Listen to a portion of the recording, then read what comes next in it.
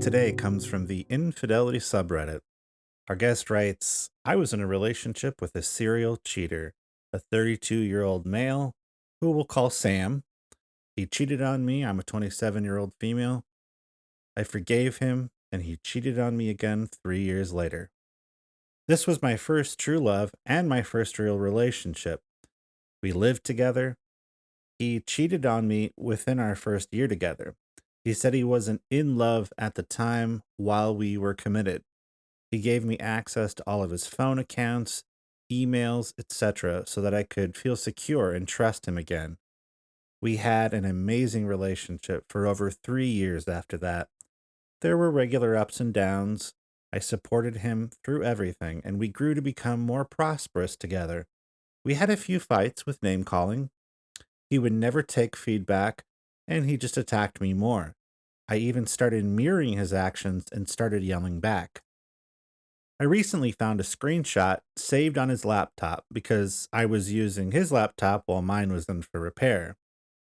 It was a text message to someone who he called a friend. Now I found out that he was seeking out a 21-year-old near his office. He asked for her Instagram. He messaged all of her followers because her chat was private. She finally texted him back, and then they went on a date with her, and he even slept together. He's 32, but he lied and told her he's 26. When I called him, he was on that date with her. He told her that I was a toxic ex who abused him. She asked if he's ever cheated before. He said, yeah, he has, but he wants to cheat while I was waiting for him at home. I broke up with Sam. Now he's busy texting me, crying about how he doesn't understand himself and how he's innocent because he needed validation from this girl because I wasn't giving it to him. He literally never sat down after a fight and said, let's fix this. I always did that. Yet here he is playing the victim, making it seem like he's had some spiritual awakening. I feel dead inside. I can't stop imagining him with that girl and feeling insecure about myself. I have to study for a very important exam that I've worked so hard towards. Everything is going bad. I've had a chance to talk with Janvi. Um, Infidelity is not exactly a fun topic to talk about. We know that. So I just want to thank her for agreeing to come on and talk with me. She's shown tremendous courage, and she really is a very wonderful person. And I think you'll be very interested in hearing what she has to say. John V, I found your story a few weeks ago, and it jumped out at me. I was surprised to read that not only have you been cheated on once within the first year of your relationship, but then you were cheated on again repeatedly. Is that right? Yeah, Bruno, actually hearing it all from you, someone else saying it, just made it so much more real, I guess. When you write in Reddit, you are not trying to compose yourself. You're not trying to sound like you have a lot of wisdom. You're just ranting. And then when you said it right now, uh, I don't know. I felt weird. So that's why I was so quiet. Well, I think that's pretty normal, and let's start at the beginning if we can. Okay, give me a brief history of your relationship. How long you've been together with your? I don't know if they're a spouse. Sounds like maybe just a boyfriend. You're not married, is that right?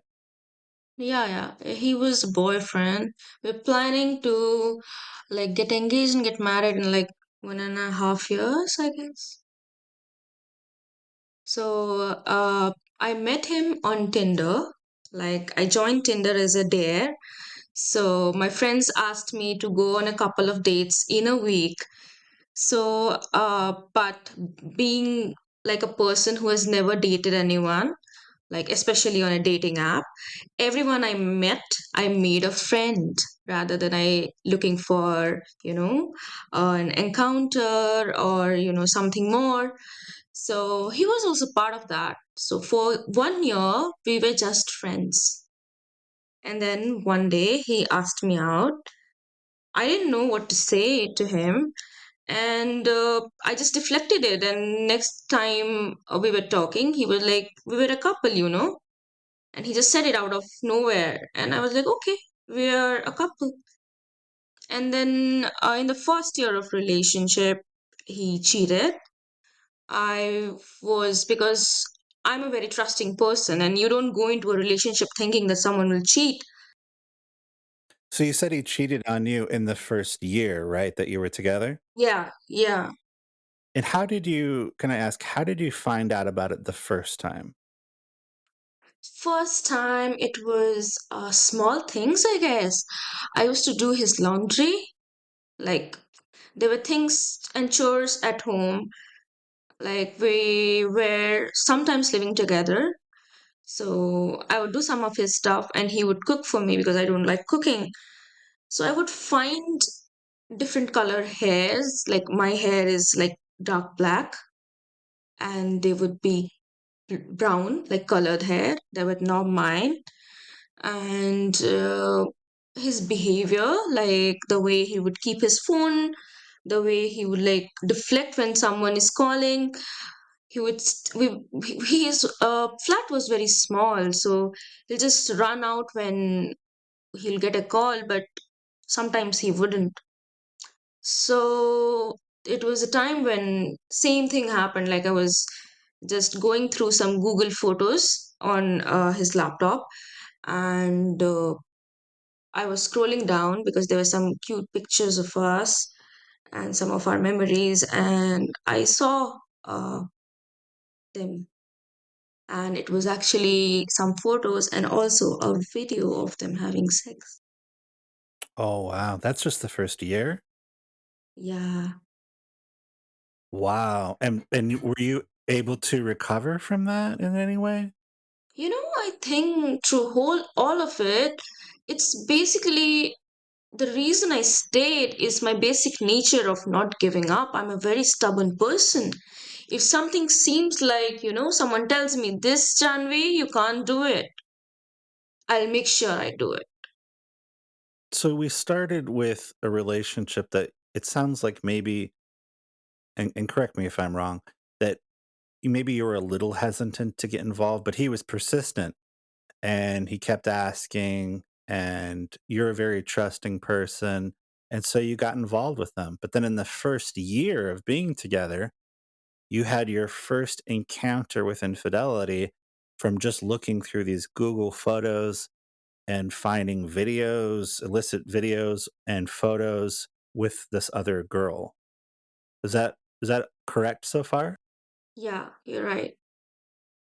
Okay, so let me just ask this. Do you know who the other girl is? Is this somebody that you know? So I didn't know her. I didn't know her in his life. Like, maybe her name popped up, and he would have said that she's a friend. Did you confront him immediately? Yes, I confronted him immediately. I don't like to waste my time. And how did that go? How was that encounter? Uh, First was blame shifting. Like, why were you looking at my laptop, my Google photos? You were snooping on me, and a lot of yelling. That's a very common tactic to blame shift and then say, "Oh, you shouldn't have been looking. See, you're violating my privacy. That's my laptop." Yes. So that was exactly what happened the first time. So he would just be like, "You violated my privacy.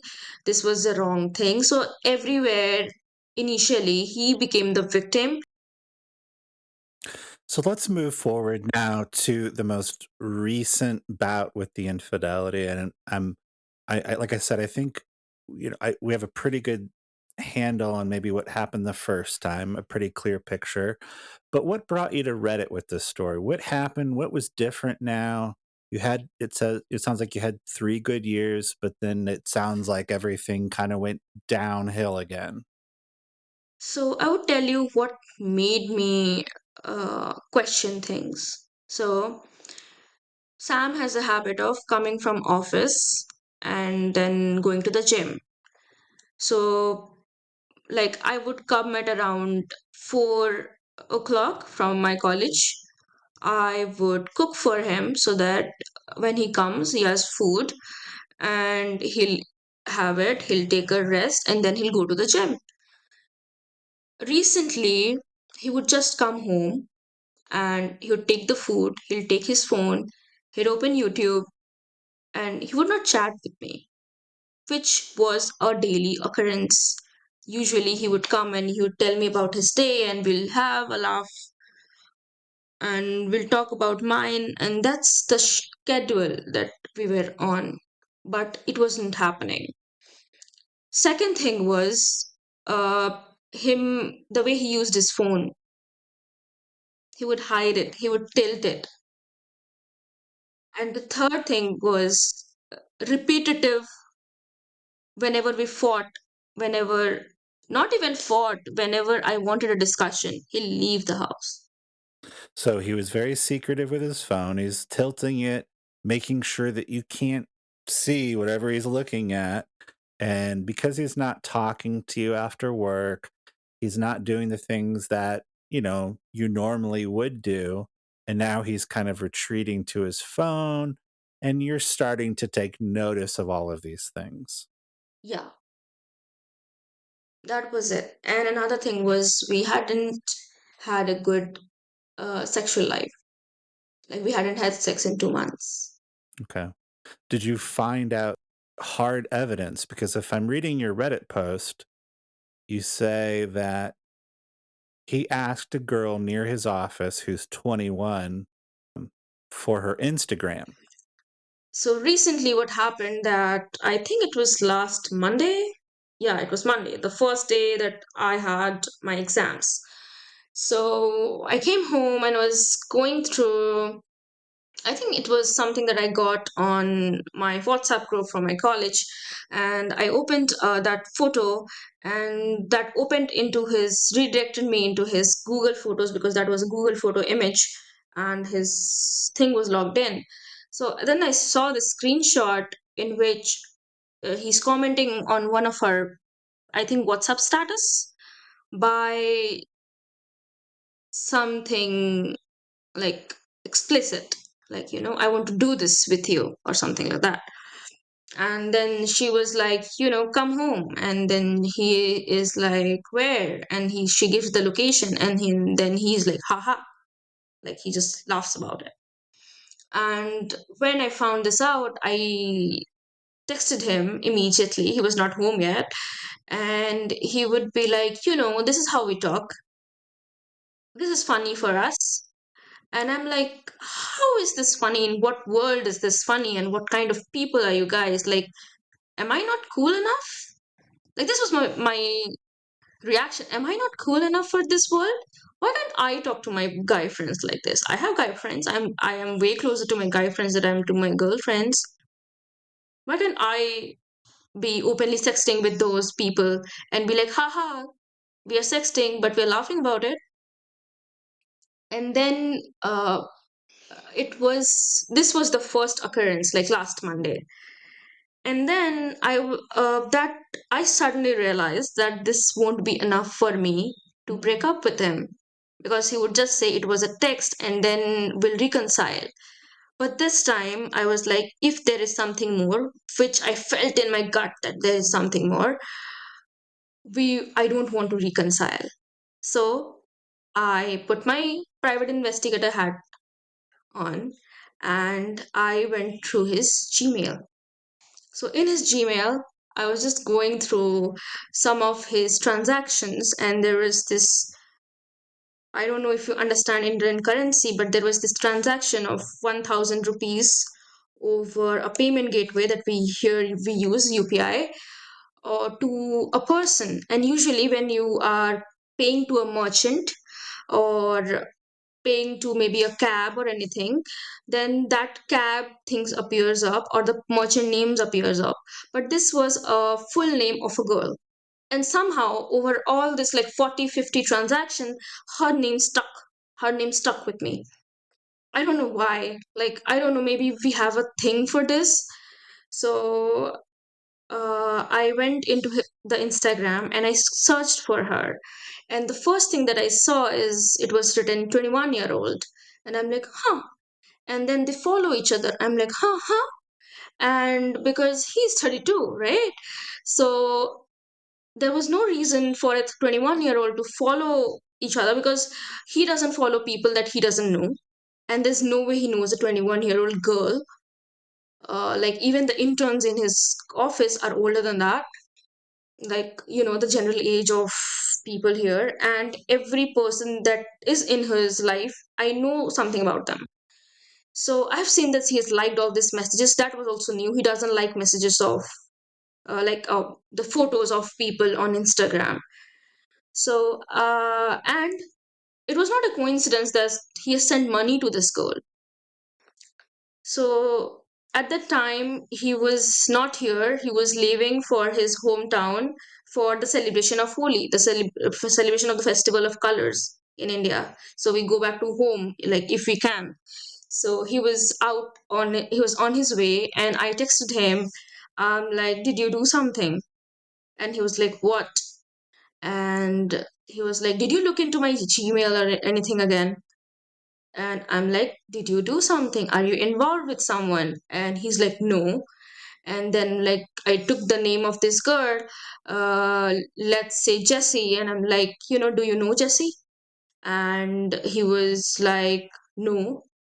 I'm like, but you follow each other on Instagram. You have liked all her 13 photos. And he's like, yeah, it could have come up as suggestions. I'm like, her whole profile came up as suggestion to you? And he's like, yeah. And he would not give me anything, and he would just, because we had this fight before he went home over this screenshot, we were not talking much. So I was like, okay, fine, but I couldn't let it go. So I sent him the screenshot of the payment that he did. I'm like, I said this can't be a coincidence, and he still wouldn't tell me anything. But then when I pestered him too much, and I think he saw that, he can't do anything about it, I gave him options. Was she a prostitute, or did you go to dinner with her? And she was like, it was for dinner. And I said, what was the intention behind the dinner? What was the agenda?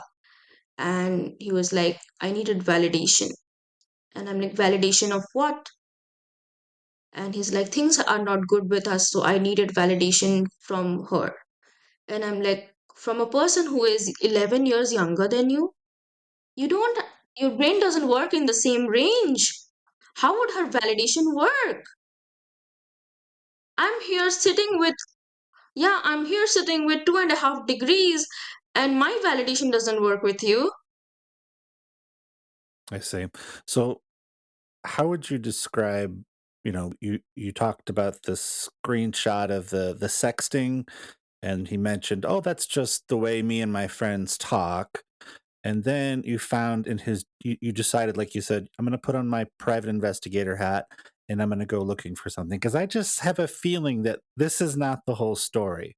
So you go into his Gmail, you're looking through it, and you find this transaction. And he explains it after you confront him that, oh, that's a dinner with this person, and it's nothing more. I just went to dinner with her because I needed to get validation. So I'll tell you one thing. From a point of view that I told you once, that you see the world the way you are, right?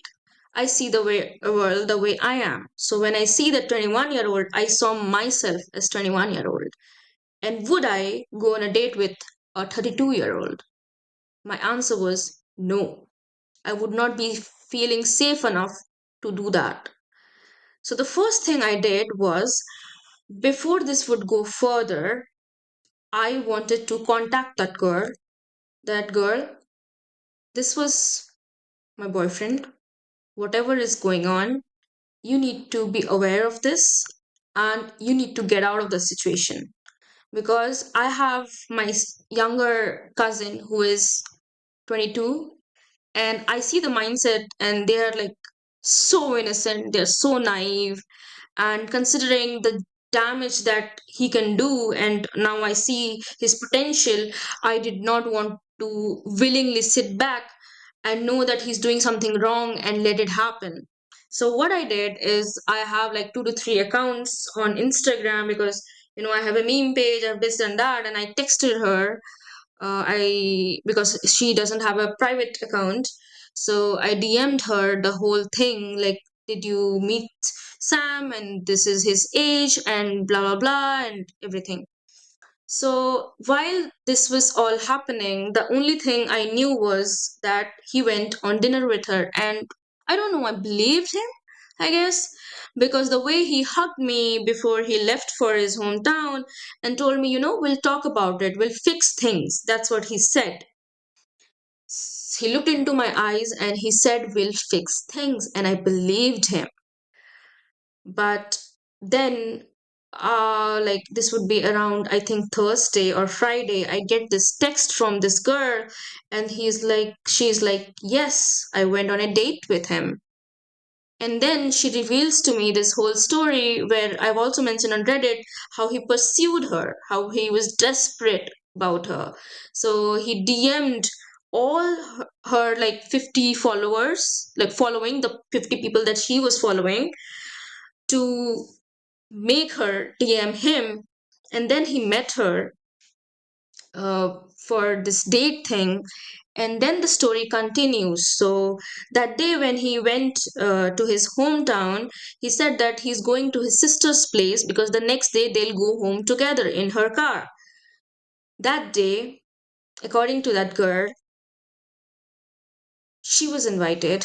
Okay, I'm gonna need a minute.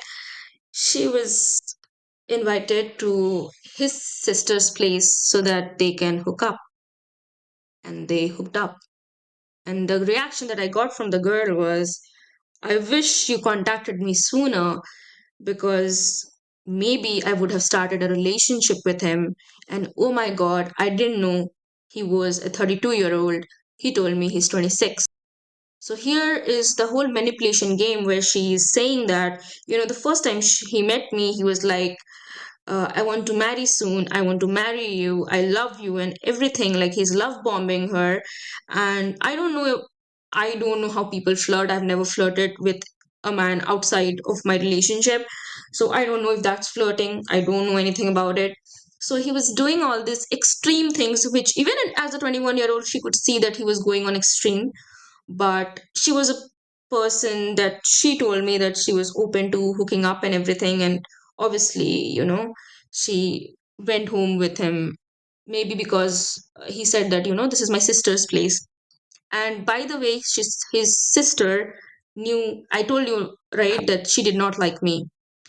But she also knew that, we live together, we have a relationship together, we have grown together, and she enabled this whole thing. So she was there while they were in the other room doing it.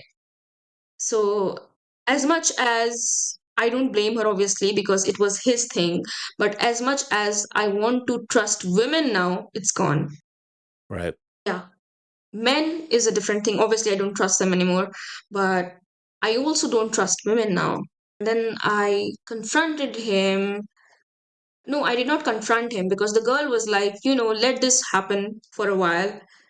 And then when he tries to lie about stuff, we'll play this little game where, I'll be on a date and you'll come from the back and we'll surprise. And I'm like, dude, girl, this is not a rom-com. This is my life. And I'm not 21. I'm 27. I don't do all this stuff. If this situation is not benefiting me, if it's taking a part of me, if it's sucking the life out of me, I don't want to be in this situation. I don't care about revenge right now. So she tried to propose that she goes on this date with him, and that you would suddenly like pop out from the proverbial curtains and say, "Ah, I see what you're doing. You're having a date with this girl," and she was going to sort of cooperate with you in this sting operation. Yeah. So she was like, this is what we're gonna do. And I'm like, no, we're not. And also, I would like to mention that while I was talking to her, I was also chatting with him, and he was chatting me up, and he was like, I'm sorry, I'm ashamed of myself, I can't look myself in the mirror and everything. And at the same time, he was trying to chat her up, and he didn't know that I know about this.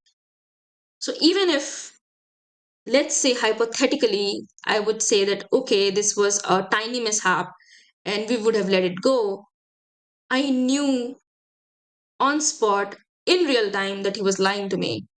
And I was also like, I'm disgusted by myself for being with a man who is 32 and I think he's mature enough, who seeks out a 21-year-old with his elder sister. And he would blame everything on me, like I'm controlling and I'm doing all this, and that's the reason that I did it, because I was frustrated with the relationship. If you were frustrated, you could have ended it. I gave you enough time, and I would tell him again and again, please, Sam, please don't, you should not, never, never cheat on me. Just ask me to leave and I'll go. Just ask me to leave and I'll go. I loved you enough to, not want, I don't want you to be unhappy. If you're unhappy in the relationship and if you think things are not going to work, just tell me, I'll go. Because obviously I can't be the only person who can fix this. You were obviously trying to deal with this in a very healthy and productive way. And the fact that you not only stayed with Sam after what I consider to be a pretty horrific first round with infidelity with the Google photos and the video, like that's for a lot of people, just that one situation, they're just going to leave. They're going to have nothing to do with that person. But you actually stuck with the relationship. You kept trying to make it work. You obviously don't sound very controlling if you're encouraging him to have friendships. So, and then he's like gaslighting you and telling you that, it sounds like he's got an excuse, as many cheaters do, for everything that they do. So he's blaming you for the first infidelity. He's blaming you for violating his privacy, and then you kind of stay together and you come back. You have, it sounds like, a pretty good few years together, but then you catch him lying, and that's the problem with cheaters. They get used to lying; it becomes their go-to. And then you caught him again with this girl, dating this girl and sleeping with her, with I guess his sister knowing about it, which is totally bizarre. And then you confronted him and said, you know, I don't understand. Why don't you just leave me rather than do this? I'd rather you have me leave or you leave rather than you cheating on me. So, I mean, I think I have a pretty good idea, but how would you describe how you felt after you talked to the girl on Instagram and found out that Sam was indeed dating and sleeping with this girl? How did that affect you? Hmm. It was a roller coaster of emotions, as you mentioned initially. The first part was my feet got numb, my body started shaking, my hands started trembling because I think in my mind, I was like, if it's just a date and it's just because we are having some problems, we can fix it. I don't know why I always have to go and be the Bob the Builder and have to fix things. Why can't I just let go? Maybe this is a character flaw, but when she told me everything, I realized it's over. It's over. Plus, you know, I thought he loved me. I thought when he looked at me, it was love. When I looked at him, when he was leaving before that, actually, he just stayed at the door holding the handle and with his stuff, and he looked at me for a while. And I did not lean in for a kiss or a hug or anything because we were fighting. But when he went downstairs and he was looking for a cab, I just went down. I could not find my slippers. I was just bare feet. I just ran on the road and I just went in and I hugged him. And then I did not look at him and I just tried to come back. He ran behind me and he hugged me and he's like, I'll call you. We'll fix it. And when this thing happened, I was just looking for cues that, what did you miss, Janvi? What did you miss? Did you miss anything? Were there opportunity for you to know that he was going there to sleep with him? I was just blaming myself the whole time. I was like, in my mind, I was like, you're stupid, you're naive, you have learned nothing, you're intelligent in every other way, but you're not intelligent here. He tricked you into this. He knew what he was doing. And then, when after all of this happened, I'm like, I want an answer. I want an answer to things. I confronted him. I was like, you know, how could you just look me dead in the eye and then go and have sex with her? What were you feeling? And he was like, I was feeling excited. It was all a thrill for me because that is what happens with serial cheaters, right? They don't know how to be with one woman. So they get bored for a while. Well, I think it's really important. Let me cut in here for a second and say there's no excuse to cheat, right? Cheaters commonly come up with a list of reasons. So, the first time he was caught, he blame shifted. He said, "Whoa, you violated my privacy." Now he's blaming a sexual incompatibility or difficulty in the bedroom.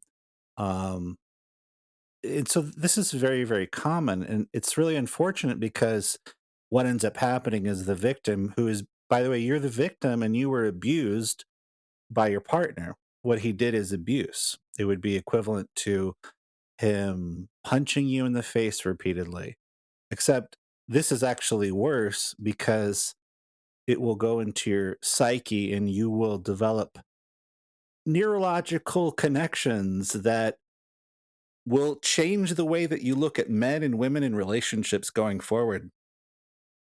You're never going to forget it. It's something that's going to completely change the way that you look at things going forward because it upends your reality. So don't blame yourself. That's one thing you shouldn't be doing because his decision making to be unfaithful, to lie to you, to date or sleep with somebody else has nothing to do with you. It's entirely on him.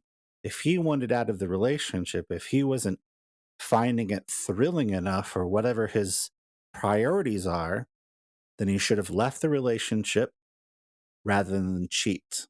But cheaters are often very lazy and they're cake eaters. They don't want to lose the benefits of the relationship entirely, so they're not ready to cut it out.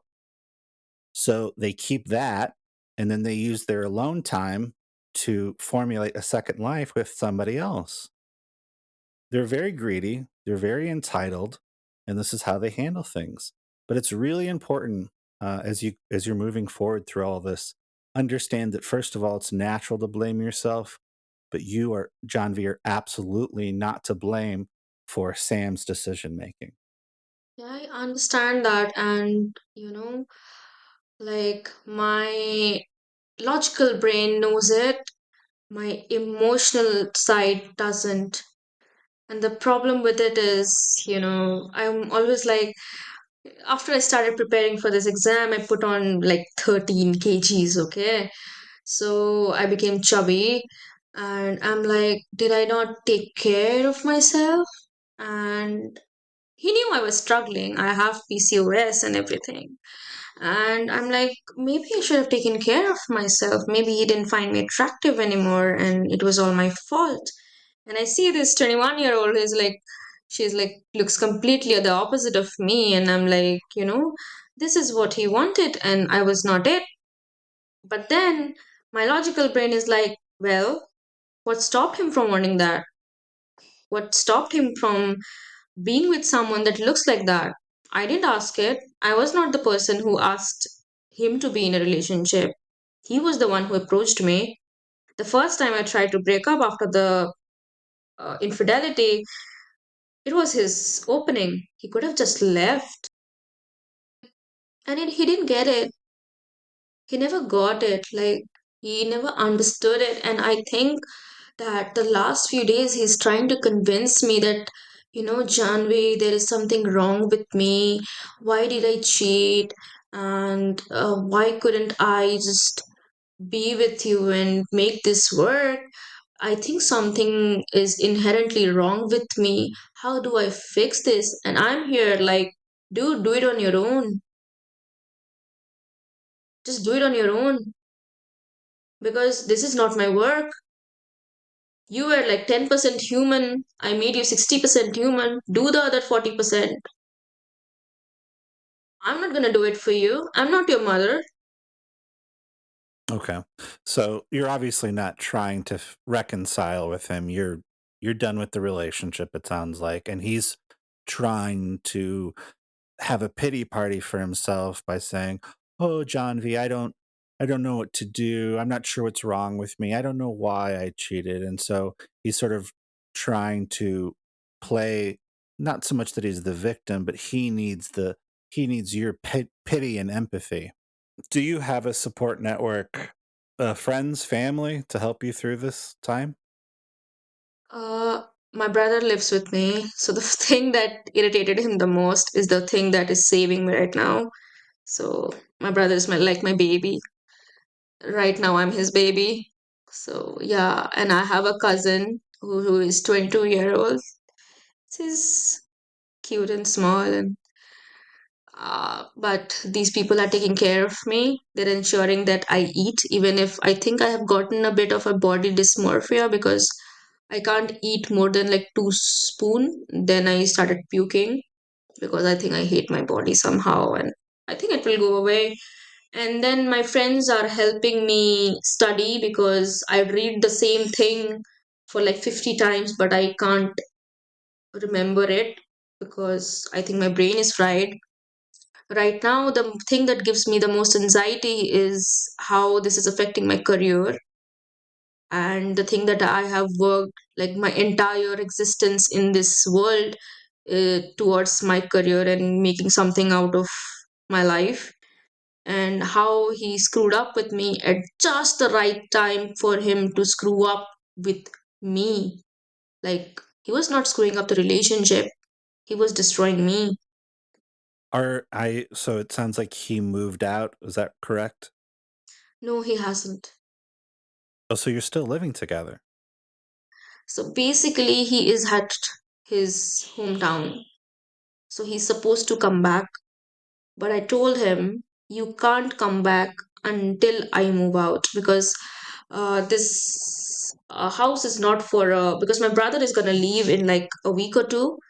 And I can't afford being in a larger home than I need because I'm a student right now. So I'll I'll have to leave this flat. And I'm like, I'll leave this flat, but before that, I don't want to see you. So he'll make some alternate arrangement, live with his sister or something, but he's not coming here. So he hasn't moved out. His stuffs are here, everything is here the way they were. But he technically, or that's some things he has promised. Let's see if he could keep this one, but he is not supposed to come at least before my exam so that I'm not affected.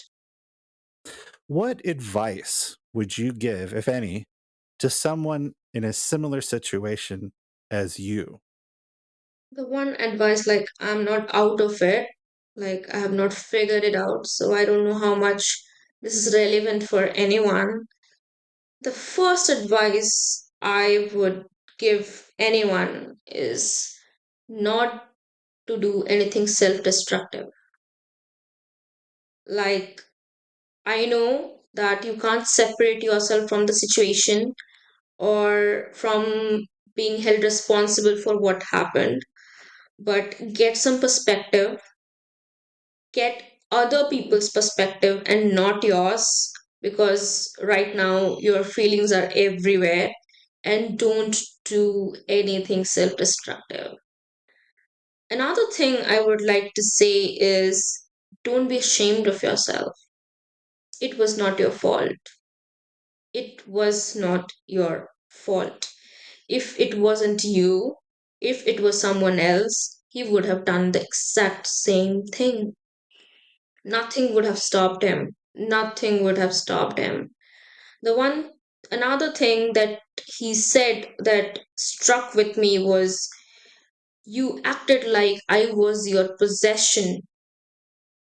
So, his me asking him for commitment, which is like the basic ask of a relationship, it's the bare minimum, he thought that I saw him as a possession. So, people out there who are struggling with this, you have to observe, like, if you are still in contact, the way they frame things, the way they explain their situation. Because if he's still saying, I did this because this happened, I did this because you did this, I did this because of the situation, then he's still finding an excuse for himself why he did it. He's still finding for an excuse so that he'll sleep better at night, while just being able to sleep for, I think, half an hour a night. Well, thank you for sharing your story with us, Janvi. It sounds like you've had a really difficult and long journey, even though it's been about, it sounds like about maybe 4 years with Sam. Please keep us updated on how things are progressing in your relationship or just how you're doing and how you're recovering. One thing I like to tell people is that healing, or I should say, hurting is part of healing.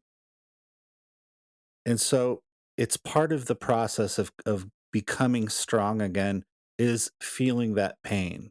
So don't push it away, embrace it for what it is, and continue to focus on your studies at college. You sound like an incredibly intelligent woman. You sound empathetic. You have a lot of wisdom, even though you're still fairly young. I would say to you personally, don't give up on men. Don't give up on women. There are worthwhile people. There are people that will bring out the best in you, and there will be people that will try to drag you down and they will use you. Um, and so, I think Sam is more like a parasite in terms of using you and offering almost nothing in return. I'll be praying for you to find the answers you're looking for to help you through this difficult time. Please remember that you are not alone, even when you feel like you are. I'm so glad you've got some friends and family to help you through this.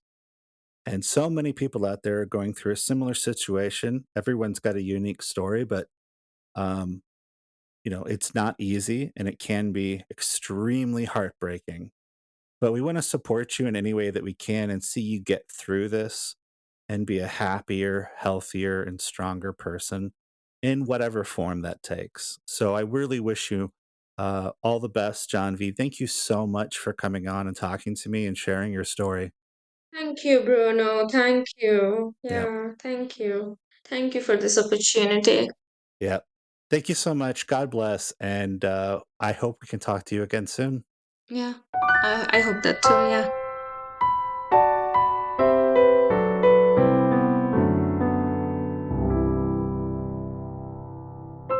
If you have a story of infidelity and are interested in being on the show, please contact us by email at thecheated at pm.me.